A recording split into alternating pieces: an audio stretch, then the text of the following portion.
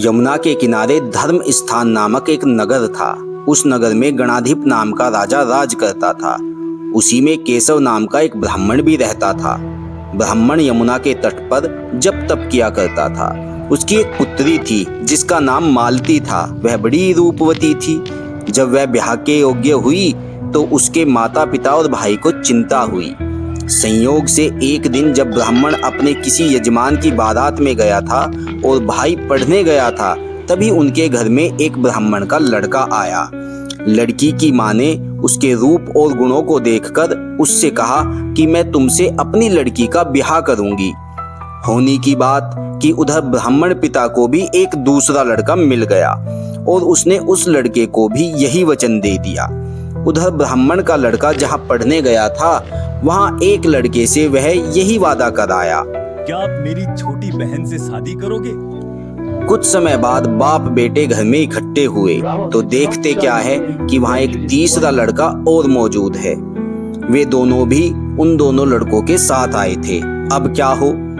ब्राह्मण, उसका लड़का और ब्राह्मणी बड़ी सोच में पड़ गए। दैव योग से हुआ क्या कि लड़की को सांप ने काट लिया और वह मर गई। उसके बाप, भाई और तीनों लड़कों ने बड़ी भाग दौड़ की। जहर झाड़ने वालों को बुलवाया पर कोई नतीजा न निकला। सब अपनी अपनी करके चले गए। दुखी होकर वे उस लड़की को शमशान में ले गए और क्रियाकर्म कराए। तीनों लड़कों में से एक ने तो उसकी हड्डियां चुन ली और फकीर बनकर जंगल में चला गया। दूसरे ने राख की गठरी बांधी और वहीं झोपड़ी डालकर रहने लगा। तीसरा योगी होकर देश देश घूमने लगा।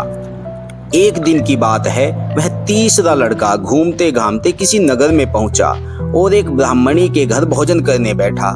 जैसे ही उस घर की ब्राह्मणी भोजन परोसने आई कि उसके छोटे लड़के ने उसका आंचल पकड़ लिया। ब्राह्मणी से अपना आंचल छुड़ता नहीं था। ब्राह्मणी को बड़ा गुस्सा आया। उसने अपने लड़के को झिड़का, मारा पीटा, फिर भी वह न माना तो ब्राह्मणी ने उसे उठाकर जलते चूल्हे में पटक दिया। लड़का जलकर राख हो गया। ब्राह्मण बिना भोजन किए ही उठ खड़ा हुआ। घर वालों ने बहुतेरा कहा पर वह भोजन करने के लिए राजी न हुआ। उसने कहा, जिस घर में ऐसी राक्षसी हो उसमें मैं भोजन नहीं कर सकता। इतना सुनकर वह आदमी भीतर गया और संजीवनी विद्या की पोथी लेकर एक मंत्र पढ़ा। जलकर राख हो चुका लड़का फिर से जीवित हो गया। यह देखकर ब्राह्मण सोचने लगा कि अगर यह पोथी मेरे हाथ पड़ जाए तो मैं भी उस लड़की को फिर से जिंदा कर सकता हूँ। इसके बाद उसने भोजन किया और वहीं ठहर गया। जब रात को सब खा पी कर सो गए तो वह ब्राह्मण चुपचाप वह पोथी लेकर चल दिया। जिस स्थान पर उस लड़की को जलाया गया था, वहां जाकर उसने देखा कि दूसरे लड़के वहां बैठे बातें कर रहे हैं। इस ब्राह्मण के यह कहने पर कि उसे संजीवनी विद्या की पोथी मिल गई है और वह मंत्र पढ़कर लड़की को जिला सकता है, उन दोनों ने हड्डियां और राख निकाली। ब्राह्मण ने जैसे ही मंत्र पढ़ा, वह लड़की जी उठी। अब तीनों उसके पीछे आपस में झगड़ने लगे। इतना कहकर बेताल बोला कि विक्रम, बताओ कि वह लड़की किसकी स्त्री होनी चाहिए? राजा विक्रम ने जवाब दिया, जो वहां कुटिया बनाकर रहा उसकी। बेताल ने पूछा, क्यों? राजा विक्रम बोला, जिसने हड्डियां रखी वह तो उसके बेटे के बराबर हुआ। जिसने विद्या सीखकर जीवन दान दिया वह बाप के बराबर हुआ। जो वही उसका हकदार है। राजा विक्रम का यह जवाब सुनकर बेताल फिर पेड़ पर जा लटका।